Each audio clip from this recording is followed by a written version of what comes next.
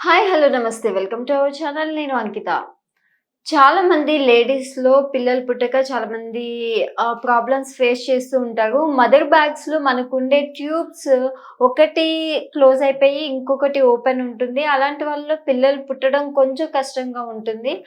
అయితే నార్మల్‌గా కన్సీవ్ అయితారో లేదో అన్న డౌట్ ఒకటి పక్కన పెడితే, ఇప్పుడు ఐవీఎఫ్ పద్ధతి ద్వారా పిల్లల్ని చాలామంది కంటున్నారు. సో, ఇలాంటి వాళ్ళకి ఒకవేళ ట్యూబ్ ఒకటి ఓపెన్ ఉండి, ఒకటి క్లోజ్ అయితే అసలు ఈ ట్రీట్మెంట్ ద్వారా పిల్లల్ని కనొచ్చా లేదన్న టాపిక్‌ని డిస్కస్ చేయడానికి నాతో పాటు 39 ఫెర్టిలిటీ సెంటర్ నుంచి డాక్టర్ శృతి ఉన్నారు. మేడంని అడిగి మరిన్ని విషయాలు తెలుసుకుందాం. Hi ma'am. హాయ్ అండి. ఎలా ఉన్నారు? I'm fine. Thank you. Okay. అయితే ఇప్పుడు మదర్ బ్యాగ్ ఉంటుంది కదా! జనరల్‌గా యూట్రస్. లేడీస్‌కి యూట్రస్. ఓకే. అవి ట్యూబ్స్ అనేవి ఒకటి క్లోజ్ అయిపోతే పిల్లలు కన్సీవ్ అవ్వడం చాలా కష్టం అనేసి అంటాము.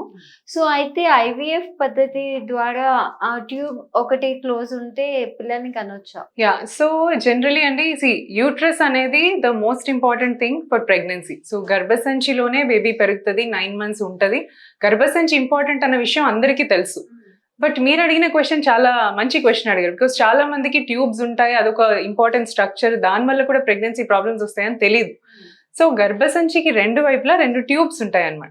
సో దీన్ని ఫాలోపియన్ ట్యూబ్స్ అంటాం. ఎందుకు వీటి ట్యూబ్స్ అంటాం అంటే నార్మల్ గా ట్యూబుల్ లాగే ఉంటాయి అవి. ఓకే. సో ఈ ట్యూబ్స్ అనేవి అరౌండ్ 15 సెంటీమీటర్స్ లెంత్ లో ఉంటాయండి. సో రెండు వైపులా ట్యూబ్స్ ఉంటాయి అన్నమాట.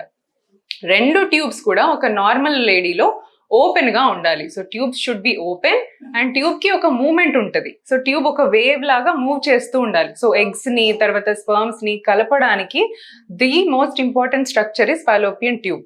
అందరూ ప్రెగ్నెన్సీ గర్భసంచిలో వస్తుంది అనుకుంటారు కదా, కాదండి. ఫాలోపియన్ ట్యూబ్ లోనే ఫస్ట్ ఫర్టిలైజేషన్ అండ్ ఎంబ్రియో తయారీ అనేది అక్కడే జరుగుతుంది. సో బేబీని తయారయ్యేదే ఫాలోపియన్ ట్యూబ్ లో. సో 2 ట్యూబ్స్ ఓపెన్ ఉండటం అనేది ఒక ఫీమేల్ కి నార్మల్. సో కొంతమందికి ఏంటంటే ఇన్ఫెక్షన్ వల్ల కానివ్వండి, లేదా some kind off white discharge ఎక్కువ అవ్వటము, లేదా ఇంకేదో ఇన్ఫెక్షన్ వల్ల ట్యూబ్స్ బ్లాకేజెస్ అవుతూ ఉంటాయి అన్నమాట. సో కొంతమందికి 2 ట్యూబ్స్ బ్లాక్ అవ్వచ్చు, ఇంకొంతమందిలో సింగిల్ ట్యూబ్ బ్లాక్ ఉండొచ్చు. ఓకే. ఫస్ట్ ఆఫ్ ఆల్ అసలు బ్లాక్ ఉందని ఎలా తెలుసుకుంటాము? నార్మల్ గా స్కాన్ ద్వారా మనకి గర్భసంచి కనిపిస్తుంది, ఎగ్స్ కనిపిస్తాయి, వేరే అన్ని కనిపిస్తాయి. కానీ ట్యూబ్ ఓపెన్ ఉందా లేదా అనే విషయం మనకు కనిపించదు స్కాన్ లో. సో ట్యూబ్ కి సపరేట్ గా టెస్ట్ చేయాల్సి వస్తుంది అనమాట. సో దీన్ని ట్యూబ్ టెస్ట్ అంటారు. సో ట్యూబ్ టెస్ట్, SIS అని, HSG అని రకరకాల టెస్ట్లు ఉంటాయి. సో ట్యూబ్ టెస్ట్ చేసుకున్న వాళ్ళు సింగిల్ ట్యూబ్ బ్లాక్ ఉందా, 2 ట్యూబ్స్ బ్లాక్ ఉన్నాయా, 2 ట్యూబ్స్ ఓపెన్ ఉన్నాయా, సో ఈ 3 మనకి ఇస్తారు రిజల్ట్. సో మీరు అడిగింది ఏంటి, సింగిల్ ట్యూబ్ బ్లాక్ అడిగారు. సో జనరల్లీ ఆడవాళ్ళలో ఓవ్యులేషన్ అనేది ఒక మంత్ రైట్ సైడ్ అవుతే ఒక మంత్ లెఫ్ట్ సైడ్ అవుతుంది. ఆల్టర్నేటింగ్ మంత్స్ లో ఓవ్యులేషన్ అవుతుంది అనమాట. సో ఏ సైడ్ ఎగ్ రిలీజ్ అయినప్పుడు ఆ ట్యూబ్ పట్టుకుని గర్భసంచి దగ్గరికి తీసుకొస్తుంది. ఓకే. సో ఇప్పుడు ఒక ట్యూబ్ బ్లాక్ అయింది అనుకోండి, ఒక 1 year లో 12 times రావాల్సిన ప్రెగ్నెన్సీ ఛాన్స్ 6 times అవుతుంది. బికాస్ లెఫ్ట్ సైడ్ బ్లాక్ అయింది కాబట్టి ఆ టైంలో ఎగ్ రిలీజ్ అయినప్పుడు ఇది పట్టుకోలేదు. ఓన్లీ ఓపెన్ ఉన్న ట్యూబ్ మాత్రమే ఆ ఓవ్యులేషన్ అయిన ఎగ్ ని తీసుకోగలుగుతుంది. So your pregnancy chances are drop to half already. Okay. But single tube ఉన్నా కూడా అబ్సల్యూట్లీ కన్సీవ్ అయ్యే ఛాన్సెస్ ఉంటాయండి. అండ్ ఏదైనా ట్రీట్మెంట్ మీరు తీసుకోవచ్చు. IUI కానీ IVF ట్రీట్మెంట్ కానీ ఏ ట్రీట్మెంట్ అయినా ట్యూబ్ బ్లాక్ ఉన్న వాళ్ళు చేయించుకోవచ్చు.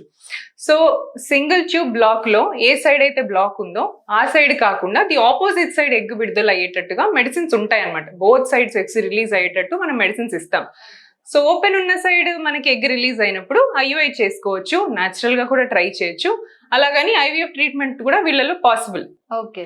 మెయిన్ థింగ్ ఏంటంటే IVF ట్రీట్మెంట్ కి ట్యూబ్స్ కి అసలు సంబంధం లేదు. ఎందుకంటే ట్యూబ్ లో ఎంబ్రియో తయారీ జరుగుతుందని చెప్పాను కదండి. IVF ట్రీట్మెంట్ లో ఈ ఎంబ్రియో తయారీనే మనం బయట ల్యాబ్ లో చేస్తాం. సో ట్యూబ్ పని మనం బయట ల్యాబ్ లో చేస్తున్నాం. సో IVF ట్రీట్మెంట్ కి వెళ్లే వాళ్ళకి ట్యూబ్స్ లో ఎలాంటి ప్రాబ్లం ఉన్నా ఆలోచించాల్సిన అవసరం లేదు, హ్యాపీగా ట్రీట్మెంట్ కి ముందుకెళ్ళొచ్చు. అయితే ఇప్పుడు ట్యూబ్స్ క్లోజ్ అయ్యి ఉంటే వాళ్ళకు కూడా ఎలాంటి ప్రాబ్లం ఉండదు for IVF. Yes, naturally tubes block ఉన్న వాళ్ళలో 2 ట్యూబ్స్ బ్లాక్ ఉన్నాయి అంటే న్యాచురల్ గా వాళ్ళకి కన్సీవ్ అవ్వటం ఇంపాసిబుల్. సో అలాంటి వాళ్ళు ఇది వరకు చాలా మంది ఉండేవాళ్ళు. సో వీళ్ళకి ఏంటంటే మీకు ట్యూబ్స్ బ్లాక్ ఉన్నాయి, ఇంకా మీకు పిల్లలు కారు అని చెప్పేసి వదిలేసేవాళ్ళు. అప్పుడు ఈ ట్రీట్మెంట్స్ అనేవి లేవు IVF.